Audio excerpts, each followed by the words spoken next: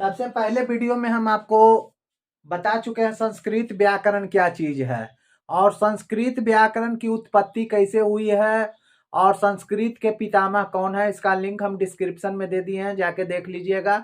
आज हम संस्कृत की शुरुआत कर रहे हैं। तो संस्कृत व्याकरण की शुरुआत करने के लिए क्या चीज जरूरी है दोस्तों? संस्कृत की व्याकरण जानने के लिए सबसे पहले वचन को जानना जरूरी है। क्या चीज को जानना जरूरी है? वचन। वचन किस चीज को कहते हैं? गिनती को। वचन किस चीज को कहते हैं? गिनती को। तो गिनती जानना जरूरी है। तो गिनती हम कैसे जानेंगे? जब वचन का जानकारी होगा हमको, है ना।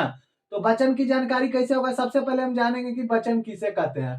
तो हिंदी का वचन हो, अंग्रेजी का वचन हो, हिंदी का वचन हो, अंग्रेजी का वचन हो या संस्कृत का वचन हो, तीनों में यही फॉर्मूला लगेगा, है ना। कि जिससे किसी व्यक्ति, वस्तु, स्थान, नाम, गांव को गिनती का बोध होता है। जिससे किसी व्यक्ति, वस्तु, स्थान, नाम, गांव। हाँ, तो कहने का मतलब हुआ कि जिससे किसी व्यक्ति, वस्तु, स्थान, नाम, गांव के गिनती का बोध होता है। किसी गिनती का बोध होता है, उसे क्या कहते हैं? वचन। हिंदी में भी यही चलेगा, अंग्रेजी में भी यही चलेगा और आपको संस्कृत में भी यही चलेगा फॉर्मूला। कि जिससे किसी व्यक्ति, वस्तु, स्थान, नाम, गांव के गिनती का बोध होता है बाबू, उसे क्या कहते हैं? वचन कहते हैं। जैसे लड़का हो या दो लड़के हो या तारे हो, कुछ भी गिन लो, एक वचन में हो या दुई वचन में हो या बहुवचन में हो, ये वचन में आ जाते हैं, है ना।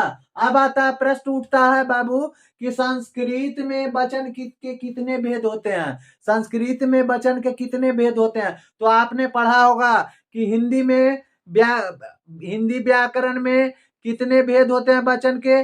तो दो भेद होते हैं। कौन कौन? एक वचन और बहुवचन। लड़का के लड़के, बालक के बालके, है ना। इस तरह से आपको पता है ना। और इंग्लिश में भी दो होते हैं, सिंगुलर नंबर और प्लूरल नंबर, एक वचन और बहुवचन। उसी तरह से संस्कृत में थोड़ा सा बदल जाता है दोस्तों। संस्कृत में आ जाता है एक दुई वचन बढ़ जाता है, बाकी एक वचन बहुवचन इन पहले से ही है। तो इस संस्कृत में कितने वचन होते हैं? संस्कृत में तीन वचन होते हैं। संस्कृत में तीन वचन कौन कौन होते हैं? एक वचन, दुई वचन और बहुवचन, है ना। अगर आपसे पूछ दे कि संस्कृत में वचन कितने होते हैं, तो क्या बोलिएगा? कि संस्कृत में वचन तीन होते हैं, एक वचन, दुई वचन और बहुवचन। अब आगे चलिए, यहाँ संस्कृत में वचन कितने होते हैं बाबू? तो यहाँ लिखा हुआ संस्कृत में वचन तीन होते हैं। कौन कौन? एक वचन, दुई वचन और बहुवचन। अब प्रश्न उठता है कि संस्कृत में एक वचन किसे कहते हैं? संस्कृत में एक वचन किसे कहते हैं? तो जिससे किसी व्यक्ति, वस्तु, स्थान, नाम, गांव इत्यादि का गिनती का बोध होता है। किस चीज का? किसी गांव, व्यक्ति, वस्तु, स्थान, नाम, गांव के गिनती का बोध होता है, उसे क्या कहते हैं? एक वचन कहते हैं, है ना। क्या लिखा हुआ है कि जिससे संस्कृत में किसी व्यक्ति, वस्तु, स्थान, नाम, गांव इत्यादि के गिनती में किसका बोध होता है? एक का बोध होता है, तो वो एक वचन हो गया। दो का बोध हुआ तो द्वि वचन हो गया, और तीन या तीन से अधिक का बोध हुआ तो बहुवचन हो गया। यही तो है। तो इसमें हम लिखा दिए हैं आपको कि जिससे संस्कृत में किसी व्यक्ति, वस्तु, स्थान, नाम, गांव इत्यादि की गिनती में एक का बोध होता है। किसका बोध होता है? एक का बोध होता है, उसे क्या कहते हैं? एक वचन कहते हैं। जैसे में अश्वा, अश्वा मीन्स होता है घोड़ा, एक घोड़ा का बोध हो रहा है। बालक, एक लड़का का बोध हो रहा है।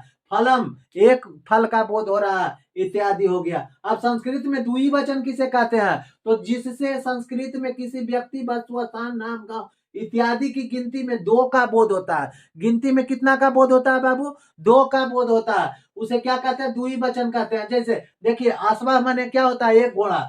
अश्वा माने यहाँ हो गया दो घोड़ा, है ना। बालक माने एक बालक, और बालकों माने दो बालक। फलम एक फल, फलम फलव दो फल इत्यादि हो गया, है ना। संस्कृत में बहुवचन किसे कहते हैं? तो जिससे संस्कृत में किसी व्यक्ति, वस्तु, स्थान, नाम, गांव इत्यादि की गिनती तीन या तीन से अधिक संख्या का बोध होता है ना। जिससे किसी व्यक्ति, वस्तु, स्थान, नाम, गांव इत्यादि की संख्या तीन या तीन से अधिक गिनती का बोध होता है, उसे बहुवचन कहते हैं। क्या कहते हैं? बहुवचन कहते हैं। जैसे में इसमें आ गया कोची, देखिए यहाँ था क्या चीज? अश्वा माने एक घोड़ा, अश्वा माने दो घोड़ा, और अश्वा माने बहुत से घोड़े हो गए, है ना। अश्वा, अश्वा, अश्वा। अब यहाँ क्या था? बालक माने एक बालक, बालकों माने दो बालक, और बालका माने बहुत से लड़के हो गए, है ना। उसी तरह से फलम माने एक फल, फलव माने दो फल, और फलानी माने बहुत से फल हो गए, है ना। तो संस्कृत में दोस्तों हमने आपको वचन बता दिया है। नेक्स्ट वीडियो में हम आपको क्या बताएंगे, पुरुष बताएंगे और पुरुष की विस्तृत जानकारी आपको देंगे। तो नेक्स्ट वीडियो देखना भी आप ना भूलिएगा, उसका लिंक आपको डिस्क्रिप्शन में मिल जाएगा। तो थैंक यू सो मच।